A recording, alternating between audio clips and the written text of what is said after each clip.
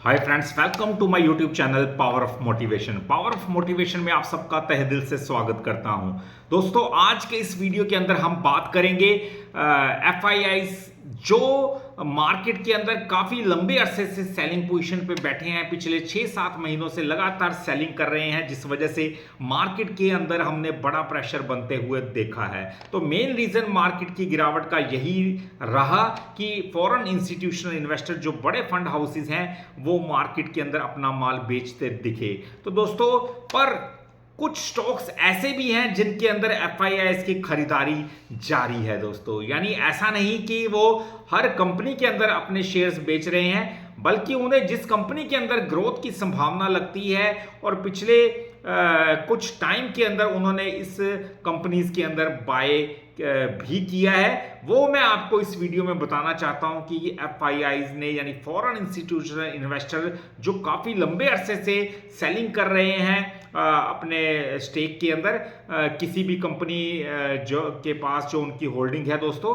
अब पर कुछ कंपनियां ऐसी हैं जो उनकी सेलिंग का नहीं बल्कि बाइंग का लुफ्त ले रही हैं। जी हाँ, कई कंपनियों के अंदर वो बुलिश हैं और उन्होंने बाइंग अच्छी खासी बाइंग की है इन कंपनियों के अंदर। सबसे पहले मैं बताना चाहूंगा 3 कंपनियों का जिक्र मैं इस वीडियो में करूंगा जिनके अंदर एफआईआईज ने तगड़ी बाइंग की है।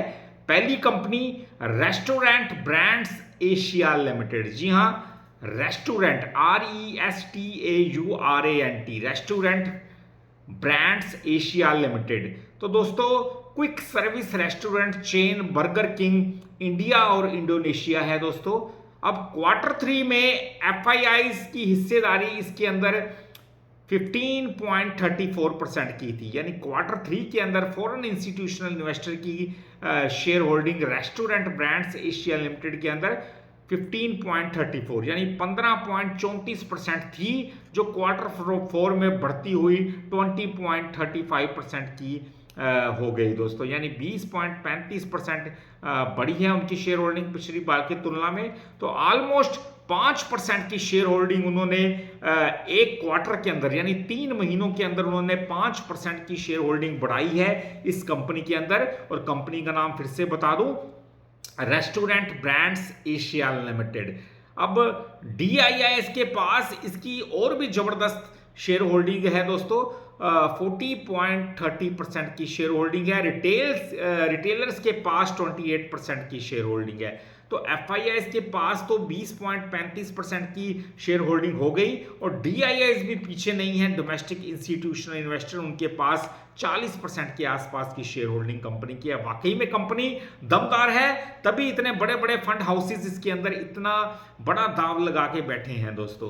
तो दूसरी कंपनी मैं आपको बताना चाहूंगा, बैंक है ये PSU बैंक है, सरकारी बैंक है और बैंक का नाम है सेंट्रल बैंक ऑफ इंडिया। जी हाँ, सीबीआई के नाम से हम जानते हैं इसे, central bank of India.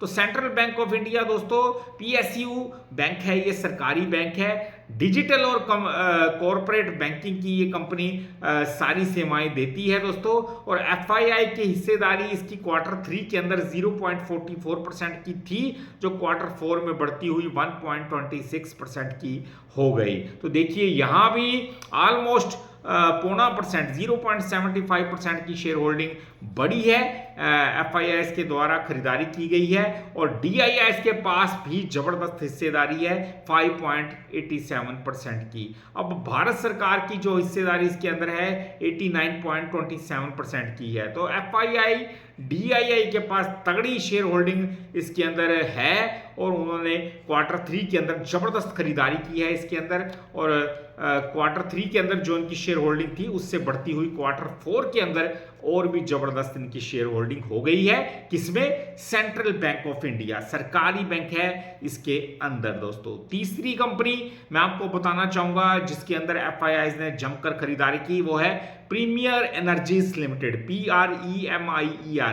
Premiere Energies limited.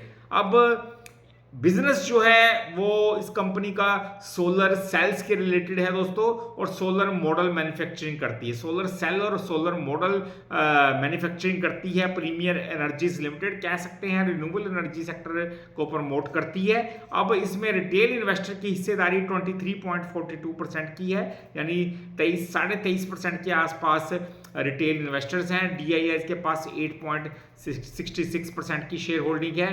Promoter के पास 64.25% की हिस्सेदारी है, तो अच्छी खासी शेयर होल्डिंग प्रमोटर के पास है। FIIs के पास जो Q3 के अंदर इनके पास शेयर होल्डिंग थी वो थी 2.31%, वहां से बढ़ती हुई Q4 के अंदर FIIs की हिस्सेदारी 2.95% की हो गई। ऑलमोस्ट कह सकते हैं आधा % के आसपास शेयर होल्डिंग FIIs ने इसके अंदर खरीदारी की है। कंपनी का नाम प्रीमियर एनर्जीज लिमिटेड, जो सोलर सेल्स और सोलर मॉड्यूल्स मैन्युफैक्चरिंग करती है, अच्छी खासी कंपनी है।